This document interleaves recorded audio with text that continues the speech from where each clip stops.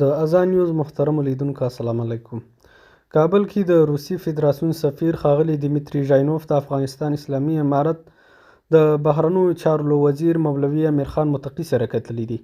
د بهرنیو چارو وزارت بیان د یو لړ ټویټونو په خپرولو سره ویلي په دې نیاسته کې د افغانستان او روسیې ترمنځ پر سیاسي، امنیتي، اقتصادي او هر اړخیزو همکاریو مفصلې خبرې شوي دي.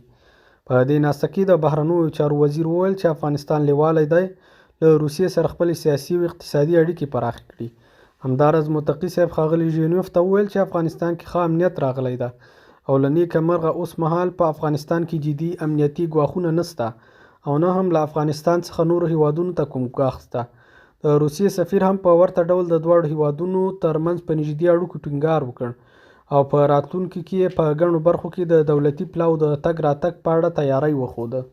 دا په داسې حال کې ده چې تېره ورځ د روسیې د فدراتیف د مخدره موادو نماینده د کورنیو چارو وزارت د مخدره موادو پر ضد د مبارزې له معین سره کتلي دي.